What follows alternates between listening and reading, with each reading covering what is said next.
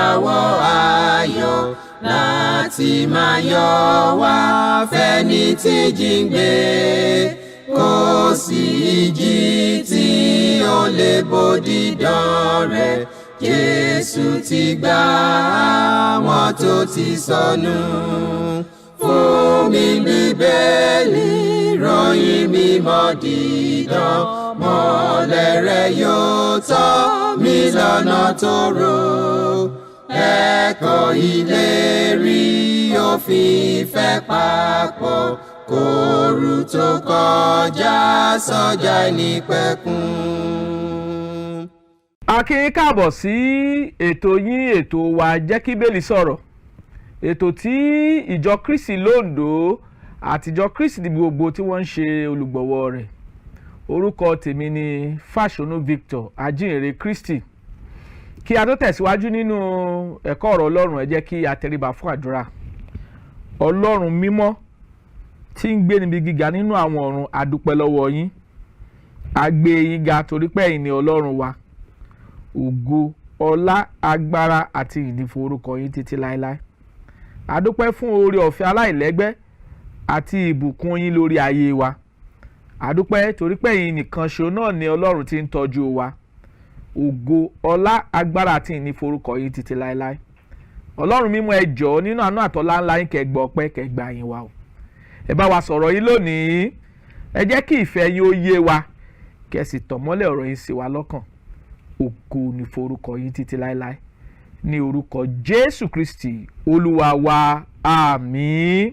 A fi ọpẹ́, ìyìn, ògo, ọlá àti agbára fún Ọlọ́run ẹlẹ́dàá wa fún oore ọ̀fẹ́ aláìlẹ́gbẹ́ èyí tí a rí gbà lọ́dọ̀ Ọlọ́run wa tí ó kà wá kún ọkọ̀ àwọn alààyè lónìí. A fi ògo, ọlá àtagbára fún Ọlọ́run wa fún oore rẹ̀ àti fún iṣẹ́ ìyanu rẹ̀ lórí ènìyàn gbogbo. A dúpẹ́ lọ́wọ́ àwọn ènìyàn wa tí ń wò wá nílé. Àdúrà wa sí Ọlọ́run ni pé ìbùkún àti wàláàyè Ọlọ́run yóò di mímọ̀ lórí ayé wa lórúkọ Jésù Kristi Olúwa wa, àmín. Ètò ẹ̀kọ́ tí a mú wá fún wa lónìí, a fẹ́ wo oríṣiríṣi ìbáptísí èyí tí ó wà nínú Bíbélì. Oríṣiríṣi ìbáptísí tí ó wà nínú Bíbélì. A sì fẹ́ gbé àlàyé àti ìtumọ̀ kalẹ̀ nípa àwọn oríṣiríṣi ìbáptísí yìí èyí tí a rí nínú ọ̀rọ̀ Ọlọ́run. Tẹ́ ẹ bá nígbàgbé àwọn ènìyàn wa nílé, à ń kẹ́kọ̀ọ́ lọ àti wo àwọn ẹ̀kọ́ nípa ìbáptísí tó bá Bíbélì mu. Àwa fẹ́ wo oríṣiríṣi ìbáptísí èyí tí a rí nínú Bíbélì. Ẹ̀kọ́ tí a fẹ́ gbéyẹ̀wò lónìí nìyí. A sì fẹ́ kí ogunlọ́gọ̀ àwọn ènìyàn kí wọ́n ní ìmọ̀ òtítọ́ nípa onírúurú ìbáptísí èyí tí a rí nínú ọ̀rọ̀ Ọlọ́run. Bí ọ̀sẹ̀ mélòó kan sẹ́yìn àti sọ̀rọ̀ nípa ìbáptísí èyí tí Jésù Kristi gbé àṣẹ rẹ̀ kalẹ̀ fún ogunlọ́gọ̀ àwọn ènìyàn tó fẹ́ rí ìdáǹdè àti ìdáríjì ẹ̀ṣẹ̀ gbà lọ́wọ́ Ọlọ́run ẹlẹ́dàá wa nípasẹ̀ Jésù Kristi. Lónìí a fẹ́ wo ní irú ìbáptísí èyí tí a rí nínú Bíbélì tí í ṣe ọ̀rọ̀ Ọlọ́run. Ìta fẹ́ gbéyẹ̀wò ní wákàtí yìí àti ní àkókò yìí nìyí. A sì fẹ́ kí àwọn ènìyàn tó ń wò wá nílé kí wọ́n tẹ́tí bẹ̀lẹ̀ jẹ́ láti gbọ́ wa, kí a jọ kẹ́kọ̀ọ́ ọ̀rọ̀ Ọlọ́run papọ̀, ká jọ máa wo Bíbélì papọ̀. Nítorí pé ètò yìí ó ń sọ pé jẹ́ kí Bíbélì sọ̀rọ̀. Nínú ohun gbogbo a gbọ́dọ̀ jẹ́ kí Bíbélì sọ̀rọ̀, torí pé Bíbélì ó ní atọ́ka wa tí yóò mú wa mọ ọ̀nà àti ìfẹ́ Ọlọ́run. A fẹ́ wo oríṣiríṣi ìbáptísí tá a rí nínú Bíbélì. Àkọ́kọ́ nínú ìbáptísí tá a fẹ́ gbéyẹ̀wò ó ní ìbáptísí èyí tí a pè ní ìbáptísí Mósè. Àwọn olóyìnbó á sọ pé the baptism of Moses. Kí ni Bíbélì kọ́ wa nípa ìbáptísí Mósè?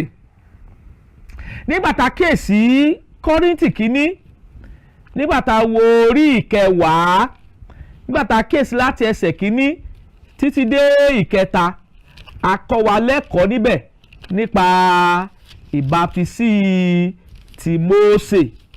Jẹ́ ká gbọ́ ohun tí ọ̀rọ̀ Ọlọ́run wí. Kọ́ríńtì kínní orí ìkẹwàá nígbà tá a kíyèsí láti ẹsẹ̀ kínní sí ìkẹta ẹ̀kọ́ tí a fẹ́ gbéyàwó ní wákàtí ni ìbáptisí, oríṣiríṣi ìbáptisí nínú Bíbélì.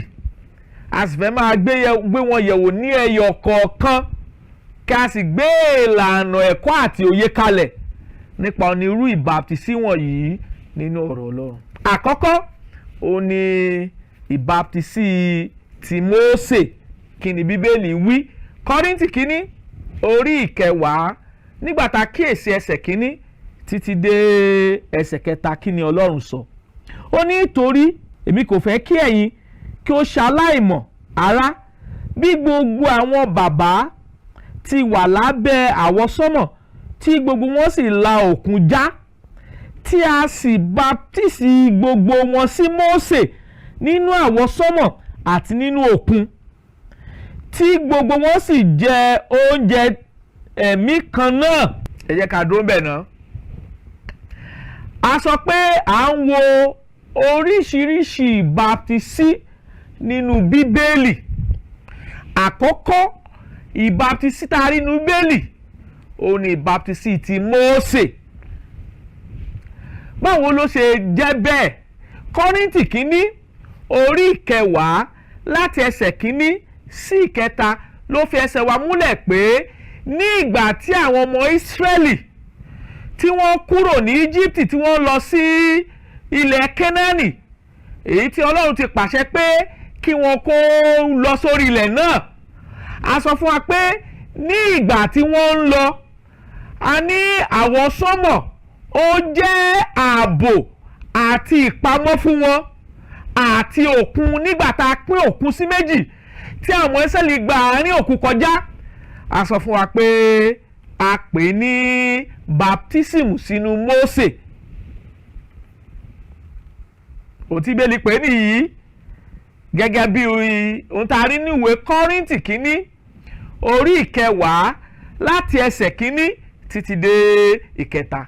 A sọ pé ìbáptisí ni àwọn bàbá abaptisi wọn sínú Mósè nípa àwọsánmọ̀ àti òkun nígbà tó kún pínyà. A sọ fún wa pé bí àwọn Ísírẹ́lì ti ń kọjá lọ a pè ní ìbáptisí, àti bí àwọsánmọ̀ ṣe jẹ́ ìmọ́lẹ̀ fún wọn a pè ní ìbáptisí. Ìbáptisí àkọ́kọ́ nìyí tí a rí nínú Bíbélì. Níbo la ti rí ìṣẹ̀lẹ̀ yìí? A rí ní ìwé Ẹ́kísódù orí 13 nígbà tá a kíyèsí ẹsẹ̀ 21. A dẹ̀ rí ìṣẹ̀lẹ̀ yìí ní ìwé Ẹ́kísódù orí 14 nígbà tá a kíyèsí ẹsẹ̀ 1 sí ẹsẹ̀ 14. A rí ìṣẹ̀lẹ̀ yìí nígbà táwọn Ísírẹ́lì jáde kúrò ní Íjíbítì. Ọlọ́run àwọsánmọ̀ dúró gẹ́gẹ́ bí ìmọ́lẹ̀ fún wọn. Wọ́n ń lọ nígbà tó ń dé òkun pupa. A sọ fún wa pé òkun pupa pín sí méjì. Àwọn ọmọ Ísírẹ́lì sì kọjá. Bí wọ́n ti ń kọjá láàrin òkun pupa a pè ní baptism sínú Mósè. Àwọn bàbá abaptisi wọn sínú Mósè. Àlàyé àkọ́kọ́ tá a rí nìyí nípa onírú ìbaptisí àti ìbaptisí Mósè tá a rí nínú ọ̀rọ̀ Ọlọ́run. Kọ́ríńtì kínní orí 10 ẹsẹ̀ 1 sí 3 ló fi ẹsẹ̀ wa múlẹ̀. Àkọ́kọ́ nìyí, the baptism of Moses. A sọ fún wa pé nínú àwọsánmọ̀ àti nínú òkun ó ní abaptisi gbogbo àwọn bàbá àti gbogbo àwọn Ísírẹ́lì pátá tó kúrò ní Íjíbítì lọ sí ilẹ̀ Kénáánì. A pè ní ìbaptisí. Májẹ̀mú tuntun ló fi eléyìí hàn wá, ló tàn mọ́lẹ̀ ọ̀rọ̀ Ọlọ́run sí wa láyà pé ìrìn àjò wọn tí wọ́n rìn lábẹ́ àwọsánmọ̀, ìrìn àjò wọn tí wọ́n rìn lábẹ́ bí òkun ti pínyà sí méjì, a pè ní ìbaptisí. Ìbaptisí jẹ́ kí a fi nǹkan sábẹ́ nǹkan, kí a fi nǹkan bò nǹkan mọ́lẹ̀. Ní tá a pè ní ìbaptisí nìyí. Àkọ́kọ́ orú rẹ̀ tá a rí nínú ọ̀rọ̀ Ọlọ́run à ń pè ní ìbaptisí ti Mósè. Ìtàrí nìyí nínú ẹsẹ̀ ọ̀rọ̀ Ọlọ́run. Ẹ yẹ ká wo èkejì. ìbáptísì èkejì ó ní ti ìbáptísì Jòhánù onítẹ̀bọmi. Ìbáptísì èkejì à ń wo onírú ìbáptísì èyí tí a rí nínú Bíbélì tí ń ṣe ọ̀rọ̀ Ọlọ́run. Ìbáptísì èkejì ó ní ìbáptísì ti Jòhánù onítẹ̀bọmi. Ní ìgbà tí Jòhánù dé, Jòhánù bẹ̀rẹ̀ sí ń wàásù fún ogúnlọ́gọ̀ àwọn ènìyàn pé kí wọ́n ronúpìwàdà torí ìjọba Ọlọ́run kù sí dẹ̀dẹ̀. Ohun tí Jòhánù bẹ̀rẹ̀ sí ń wàásù nìyí. Ìbáptísì Jòhánù sì ń báptísì àwọn ènìyàn. A rí kà ní àkókò náà pé ìbáptísì tó ń ṣe fún àwọn ènìyàn fún ìrònúpìwàdà ó tún wà fún ìmúkúrò ẹ̀ṣẹ̀. Kí ni Bíbélì wí? Ẹ ká ṣí Bíbélì wá sí ìwé Máàkù orí ìkíní nígbà tá a kíyèsí ẹsẹ̀ ìkẹrin. Kí ni Bíbélì wí? Máàkù orí ìkíní ẹsẹ̀ ìkẹrin. Ẹ gbọ́ o, Jòhánù dé, ẹni tí ó ń baptisi ní ijù, tí ó sì ń wàásù ìbaptisi ìrònúpìwàdà fún ìdáríjì ẹ̀ṣẹ̀. Gbogbo ilé Júdà àti gbogbo àwọn ará Jerúsálẹ́mù jáde tọ̀ ọ́ wá, a sì ti ọwọ́ rẹ̀ baptisi gbogbo wọn ní odò Jọ́dánì, wọ́n sì ń jẹ́wọ́ ẹ̀ṣẹ̀ wọn. Àti rí ìbaptisi Jòhánù. Ìbaptisi Jòhánù ó wà fún ìrònúpìwàdà, ó sì wà fún ìmúkúrò ẹ̀ṣẹ̀. Ní ìgbà tí Jòhánù ń baptisi ogúnlọ́gọ̀ àwọn ènìyàn pé kí wọ́n múra sílẹ̀ fún ìjọba Ọlọ́run. Ìbaptisi yìí la rí kà nínú ọ̀rọ̀ Ọlọ́run pé ẹsẹ̀ bẹ́ẹ̀lì tí a kà ní ìwé Máàkù orí kìíní, bí àwọn èèyàn ti ń wá, tí àwọn aráalé Júdà bí wọ́n ti ń wá tí wọ́n ń jẹ́wọ́ ẹ̀ṣẹ̀ wọn, Jòhánù sì ń baptisi wọn. À ń baptisi àwọn ènìyàn nípa ẹ̀kọ́ àti ìlànà tí Jòhánù onítẹ̀bọmi gbé kalẹ̀ ní àkókò náà pé kí àwọn èèyàn kó ronúpìwàdà nítorí ìjọba Ọlọ́run kù sí dẹ̀dẹ̀. Ìbaptisi tí Jòhánù sì ń ṣe fún àwọn ènìyàn yìí ó tún wà fún ó tún mú ẹ̀ṣẹ̀ wọn kúrò.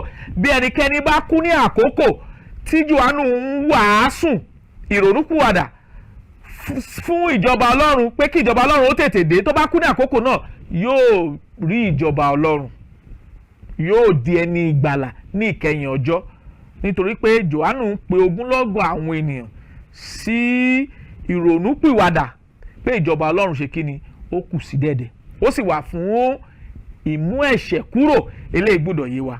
Ìbáptísì èkejì ni ìbáptísì Jòhánù yìí. Òun la rí kà pé nígbà tá a wo Ìṣe Àpọ́stélì, mo fẹ́ ká kà á dáadáa. Ẹ ká padà sí Ìṣe Àpọ́stélì orí 19 ká gbọ́ ohun tí Ọlọ́run kọ́ wa níbẹ̀.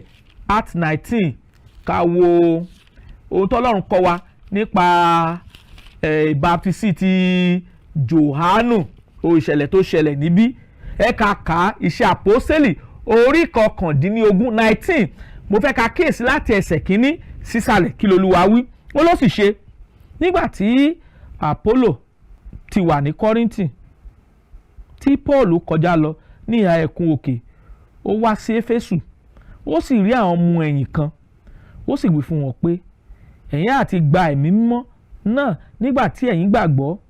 Wọ́n sì wí fún un pé àwa kò gbọ́ rárá bí ẹ̀mí mímọ́ kan wà. Ẹ wò ó ló sì wí pé ǹjẹ́ baptism wo ni a baptisi yín sí? Wọ́n sì wí pé sí baptism ti Jòhánù. Ẹ wo ẹsẹ̀ kẹrin. Paul sì wí pé lóòótọ́ ni Jòhánù fi baptism ti ìrònúpìwàdà baptisi. Ó sì wí fún àwọn ènìyàn pé kí wọn kí ó gba ẹni tí ń bọ̀ lẹ́yìn òun gbọ́, èyí ni Kristi Jésù. Ní ìgbà tí wọ́n sì gbọ́, a baptisi wọn ní orúkọ Jésù Kristi Olúwa. Níbí yìí tẹ́ bá wo ìṣẹ̀lẹ̀ tó ṣẹlẹ̀ ní Ìṣe Àpọ́stélì orí 19, a rí pé Paul ó lọ sí ìlú kan tá à ń pè ní Éfésù. Níbẹ̀ ló ti rí àwọn ọmọ ẹ̀yìn 12. Nígbà tó rí wọn, ó bi wọ́n ní ìbéèrè pé ṣé ẹ ti gbọ́ nípa ẹ̀mí mímọ́? Jẹ́ ti gba ẹ̀mí mímọ́ nígbà tí ẹ ṣe baptisi? Wọ́n ní àwọn ò gbọ́ nǹkan tó jọ bẹ́ẹ̀ o. Ohun tí àwọn gbọ́ baptism Jòhánù ni àwọn la baptisi wọn o. Ẹ má ṣe jẹ́ ká gbàgbé ní àkókò yìí tí Paul tó ń wàásù káàkiri, ìbaptisi Jòhánù a ò nílò rẹ̀ mọ́, nítorí pé ìbaptisi Jòhánù ń pèsè àwọn ènìyàn sílẹ̀ fún ìrònúkúwàdà fún ìjọba Ọlọ́run tí ń bọ̀. Ní ìgbà tí Jésù Kristi kú tí a ti gbà á sókè, ló pàṣẹ kí àwọn èèyàn kó máa baptisi ní orúkọ Jésù Kristi. Ìbaptisi Jòhánù a ò nílò rẹ̀ mọ́ ní ìgbà tí Jésù Kristi ti pàṣẹ pé kí a máa baptisi àwọn èèyàn ní orúkọ rẹ̀. Ohun tó ṣẹlẹ̀ sí àwọn ọmọ ẹ̀yìn 12 ní ìlú Éfésù nìyí. Nígbà tá a baptisi wọn ọmọ tí ń ṣe ẹ̀mí mímọ́, a tún wọn baptisi. Bẹ́ẹ̀ náà ni lónìí bí ènìyàn bá ṣe baptisi tí ò bá ìfẹ́ ọ̀rọ̀ Ọlọ́run mu, tí ò bá ìfẹ́ àti àṣẹ Kristi mu, a gbọ́dọ̀ ṣe baptisi fún lẹ́ẹ̀kan sí. A sọ ní ọ̀sẹ̀ tó lọ pé ìsàmì àgbélébùú tàbí ìwọ́nmilé lórí kì í ṣe ìbaptisi tí Bíbélì gbé kalẹ̀. Ẹ̀kọ́ àtọwọ́dọ́wọ́ ènìyàn ni, kì í ṣe ẹ̀kọ́ Kristi. Ogunlọ́gọ̀ àwọn èèyàn ló sì ṣe irú ìbaptisi yìí. Ẹ wo àpẹẹrẹ Bíbélì. Àwọn kan ṣe ìbaptisi Jòhánù, àwọn olóyìnbá sọ pé outdated message. Àwọn kan ṣe ìbaptisi Jòhánù ní ìgbà tí ẹ̀kọ́ Kristi ti gbòde kan, nígbà tí ìwàláàyè àtagbára Kristi ti gbòde kan, nígbà tí wọ́n sì gbọ́ ẹ̀kọ́ òtítọ́, a sọ fún wọn pé kí a baptisi wọn ní orúkọ Jésù Kristi. Àwọn tó fẹ́ ṣèfẹ́ Ọlọ́run wọ́n sì jọ̀wọ́ ara wọn sílẹ̀, a sì baptisi wọn ní orúkọ Jésù Kristi. Lẹ́yìn ẹ̀ tá bá kà sísàlẹ̀ sí, Paul àpọ́sẹ́lì ó sì gbọ́wọ́lé wọn, wọ́n sì gba ẹ̀bùn ẹ̀mí mímọ́. Ilé gbọ́dọ̀ yé wa. Ìbaptisi Jòhánù ní ìgbà tí ó wà, àwọn olóyìnbá sọ pé in operation, ó wà fún ìmúkúrò ẹ̀ṣẹ̀ àti ìrònúpìwàdà. Ìwé Máàkù orí 1 ẹsẹ̀ 4 ló sọ bẹ́ẹ̀. Ṣùgbọ́n nígbà tí Kristi sọ pé gbogbo agbára Ọlọ́run àti láyé láti fi fún mi, Ọlọ́run ní nǹkan ṣe pẹ̀lú ìbaptisi Jòhánù mọ́. Ó wá ní nǹkan ṣe láti àkókò tí Kristi ti sọ pé gbogbo agbára Ọlọ́run àti láyé láti fi fún mi, lọ sí gbogbo ayé kí ẹ sì máa baptisi àwọn ènìyàn lórúkọ ti Bàbá, Ọmọ àti Ẹ̀mí Mímọ́. Ìbaptisi Jésù ló wá ní nǹkan ṣe láti àkókò náà. Àwọn tó ṣe ìbaptisi Jòhánù ní ìgbà tí ìgbà Kristi àtẹ̀kọ́ rẹ̀ tó gbòde kan, a tún ní láti ṣe ìbaptisi fún wọn lẹ́ẹ̀kan sí. A rí àpẹẹrẹ ní Ìṣe Àpọ́sítélì orí 19 láti ẹsẹ̀ 1 sí ẹsẹ̀ 3 sí 4. Eléyìí gbọ́dọ̀ yé wa. Àti rí ìbaptisi méjì. A rí ìbaptisi ti Mósè, a sì rí ìbaptisi Jòhánù. Ìbaptisi Jòhánù ó ní àkókò tó pin dé bá. Ní ìgbà tí Kristi sọ pé ẹ lọ sí gbogbo ayé kẹsì wàásù rere fún gbogbo ẹ̀dá, òpin ti dé bá ìbaptisi Jòhánù. Ọlọ́run kò ní nǹkan ṣe pẹ̀lú ìbaptisi Jòhánù mọ́. Ní ìgbà tí Kristi ti sọ pé ẹ lọ sí gbogbo ayé kẹsì wàásù rere fún gbogbo ẹ̀dá, kẹ máa baptisi àwọn ènìyàn lórúkọ ti Bàbá, Ọmọ àti Ẹ̀mí Mímọ́, kẹsì máa kọ́ wọn láti máa kíyèsí ohun gbogbo, àní ohun gbogbo tí mo pa láṣẹ fún yín. Ìbaptisi Jòhánù ò ní kankan ṣe mọ́, àti ìbaptisi Kristi òun làwa dúró tì. Òun ni Jésù Kristi fi àṣẹ sí, tí a sì ń lò láti àkókò náà lọ. Bí ẹnikẹ́ni bá ṣe ìbaptisi Jòhánù tàbí tó gbọ́ ìwàásù Jòhánù lónìí, ìwàásù Jésù òun ló kù tí a gbọ́dọ̀ máa gbọ́. Àti wípé àwọn èèyàn tún ń lọ káàkiri lónìí, wọ́n á ní ẹ ronúkúwàdà, ìjọba Ọlọ́run kù sí dẹ̀dẹ̀. Rárá o, ìjọba Ọlọ́run ti dé. Ìwàásù Jòhánù nìyẹn, pé kí àwọn ènìyàn kan ronúkúwàdà, torí pé ìjọba Ọlọ́run kù sí dẹ̀dẹ̀. Ìjọba Ọlọ́run ti dé. Gbogbo àwọn tó sì gbàgbọ́, tó gbọ́ ọ̀rọ̀ Ọlọ́run, tó gba ọ̀rọ̀ Ọlọ́run gbọ́, tó ronúkúwàdà, tó fi ẹnu ara wọn jẹ́wọ́ ìgbàgbọ́ pé Jésù sọmọ Ọlọ́run ṣe, tá a sì baptisi wọn, a fi wọn sínú ìjọba Ọlọ́run. Eléyìí gbọ́dọ̀ yé wa. Baptisi èkejì nìyí, èyí tí a rí nínú ọ̀rọ̀ Ọlọ́run. À ń wo ní oríṣiríṣi ìbaptisi nínú Bíbélì, a sì ti gbé méjì yẹ̀wò. A ti wo ìbaptisi ti Mósè, a sì ti ń wò ó lọ́wọ́lọ́wọ́ ìbaptisi ti Jòhánù. Ìkẹta, ìbaptisi tí Jésù Kristi ṣe, ó yẹ ká wò ó, kí a wò dáradára. Ẹ ká padà sí ìwé Mátíù orí 3. Mátíù orí 3, ká gbọ́ ohun tí ọ̀rọ̀ Ọlọ́run kọ́ wa nípa ìbaptisi ti Jésù Kristi. Jésù Kristi abaptisi rẹ̀. Ẹ ká kíyèsí láti ẹsẹ̀ 13, ẹgbọ́n tó ọ̀rọ̀ Ọlọ́run sọ.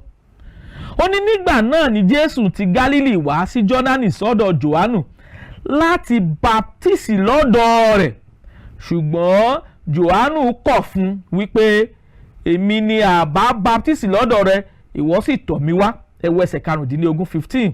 Jésù sì dáhùn, ó sì wí fún un pé jọ̀wọ́ rẹ̀ bẹ́ẹ̀ náà, nítorí bẹ́ẹ̀ ni ó yẹ fún wa láti mú gbogbo òdodo ṣẹ, bẹ́ẹ̀ ni ó jọ̀wọ́ rẹ̀. Ẹ wo ẹsẹ̀ 16. Nígbà náà, nígbà tí a baptisi Jésù Kristi tán, ó jáde lẹ́sẹ̀ kan náà láti inú omi wá, sì wò ó, ọ̀run sì ṣí sílẹ̀ fún un, ó sì rí ẹ̀mí Ọlọ́run sọ̀kalẹ̀ bí àdàbà, ó sì bà lé. Ìbáptísì tí Jésù Kristi ṣe, ó yẹ ká gbé àlàyé kíkún kalẹ̀ lórí rẹ̀. Kí ni ìdí tí Jésù Kristi fi ṣe ìbáptísì? Ìdí tí Jésù Kristi fi ṣe ìbáptísì ni láti mú gbogbo òdodo ṣẹ. Ìdí tí Jésù Kristi fi ṣe ìbáptísì nìyí. Jésù Kristi ò ṣe ìbáptísì láti mú ẹ̀ṣẹ̀ rẹ̀ kúrò, torí pé a ò rí ẹ̀ṣẹ̀ kẹ̀ṣẹ̀ kan lọ́wọ́ rẹ̀. Òótọ́ ọ̀rọ̀ Ọlọ́run sọ nìyí. A ò rí ẹ̀ṣẹ̀ kẹ̀ṣẹ̀ kan lọ́wọ́ Kristi, ṣùgbọ́n Jésù Kristi ó ṣe ìbáptísì láti mú gbogbo òdodo ṣẹ, kí àwọn èèyàn lónìí má bàa sọ pé ìbáptísì ò ní kankan ṣe pẹ̀lú ìgbàlà. Tí Jésù ò bá báptísì, àwọn ènìyàn á sọ pé ìbáptísì ò ní kankan ṣe pẹ̀lú ìgbàlà Ọlọ́run. Jésù ṣe ìbáptísì láti mú gbogbo òdodo Ọlọ́run ṣẹ. Ìdí tí Kristi fi ṣe ìbáptísì nìyí. Ìwé Mátíù orí 3 ẹsẹ̀ 13 sí ẹsẹ̀ 17. Kò sì sẹ́ni tó ń ṣe ìbáptísì lónìí láti mú gbogbo òdodo ṣẹ. Kristi nìkan òun ló ṣe ìbáptísì láti mú gbogbo òdodo ṣẹ, kí àwọn èèyàn má rí àríwísí sí ìfẹ́ Ọlọ́run nípa ìbáptísì. Ìdí tí Kristi fi ṣe ìbáptísì nìyí. Kò sí ẹ̀ṣẹ̀ kan lọ́wọ́ Kristi. Jòhánù gan sọ pé a kò yẹ kó o wá bá mi, èmi ló yẹ kí n wá bá ọ kí o báptísì òun. Kristi ní ẹ jẹ́ ká jọ̀wọ́ rẹ̀ bẹ́ẹ̀ náà, torí pé ó yẹ fún wa láti mú gbogbo òdodo ṣẹ, kí ẹnikẹ́ni má rí àríwísí nípa ìbáptísì. Tẹ̀bá tún wò ó sísàlẹ̀ sí bí a ti báptísì Kristi, a sọ fún wa pé nígbà tí a báptísì Jésù tán, ó jáde lẹ́sẹ̀kẹsẹ̀ láti inú omi wá. Ìyẹn túmọ̀ sí pé Kristi wọnú omi kí a tó lè báptísì rẹ̀. Nígbà tá a sì báptísì rẹ̀ tán, ó jáde kúrò nínú omi. Eléyìí gbọ́dọ̀ yé wa. A ti rí ìbáptísì oríṣiríṣi, onírú mẹ́ta nínú ọ̀rọ̀ Ọlọ́run. A rí ti Mósè, a rí ti Jòhánù, a sì rí ti Kristi. Kristi nìkan òun ló ṣe ìbáptísì láti mú gbogbo òdodo ṣẹ. Eléyìí gbọ́dọ̀ yé wa. Ẹ ká wo ìkẹrin. Baptism iná, baptism of fire. Baptism iná, baptism of fire. Kí ni Bíbélì kọ́ wa? Ẹ ká padà sí ìwé Mátíù orí 3, ká kíyèsí ẹsẹ̀ 11 sí 12. Kí ni Bíbélì wí? Mátíù orí 3 ẹsẹ̀ 11 sí 12. Kí ni Bíbélì sọ? Ó ní lóòótọ́ ni èmi ń fi omi baptisi yín fún ìrònúpìwàdà, ṣùgbọ́n ẹnìkan tí ó pọ̀ jù mí lọ ń bọ̀ lẹ́yìn mi, bàtà ẹni tí èmi kò lè gbé. Òun ni yóò fi ẹ̀mí mímọ́ àti iná baptisi yín.